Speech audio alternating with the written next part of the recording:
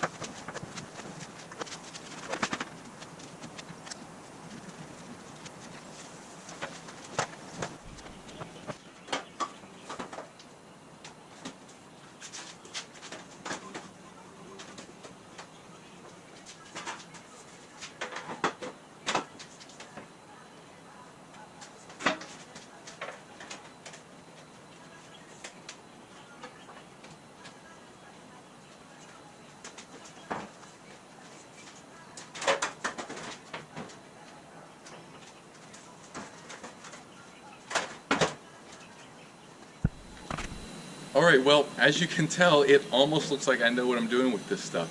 Like I said, this is my first time ever working with aluminum sheet metal like this, so I really had no idea how this whole process was going to go, and I didn't know if it was going to turn out well at all. But so far, it's been coming along very nicely. Most of the work is still in actually fitting these panels and welding them together, and then mounting them to a subframe. But as you can see, they've been roughing out very fast actually. This is all in about 3 days of work or so. And I think that part of the reason that this has been going so fast here at the beginning is because the only compound curve I've done so far is in this section right here, right above the steering wheel. As you can see, this is kind of has a slight bend this way as well as here. Everything else is just a single direction curve. And that's why you saw I had the rubber band around the English wheel. What that does is it only bends the metal perpendicular to the direction you're wheeling it. And that's helpful for things like the hood because I don't want that to have any arch to it. I just want it to nicely wrap around that wooden buck right there. So I was using that rubber band for almost all the panels here except for this right here. When you use just the steel panels, it will bend the metal in both ways. What you do is you start in the middle and then you work out from there. You saw I drew some rectangles on here, so that's what I was using as reference to kind of guide me as I was wheeling it along. I'd start in the smallest rectangle, then wheel the next biggest and the next biggest, and just work my way out. And what that does is it stretches the metal in the middle more than the outside, and it causes it to kind of bow out in the middle. And that's how you get those compound curves. I'm probably not going to rough out the whole body like this before mounting it down. I think what I'm going to do is I'm going to get this front section mostly fitted together, and then I'll mount this down to a subframe. I'll build a steel frame underneath these panels to actually mount this to. And then once I have the front all solid, then I can start moving to the back, because making that boat tail, that whole thing is one giant compound curve, and that's going to be a lot more work than these mostly flat panels up here. So anyways, that's where I am with this project right now. I'm super excited to finally start making these aluminum panels here. I hope you enjoy watching it. I know a lot of the stuff has kind of looked like the same thing. It's just been a rolling chassis forever, but hopefully now you can start to see what I envision this car looking like. Also, if you aren't aware, I do have an Instagram channel. It's called Macro Machines with 2 spaces in between. So if you want kind of an early update to what the next video is going to be like, give it a follow and you can see what I'm working on more in real time, because sometimes the videos take a few days to actually edit and then put out. So yeah, thanks for watching, and I'll see you next time.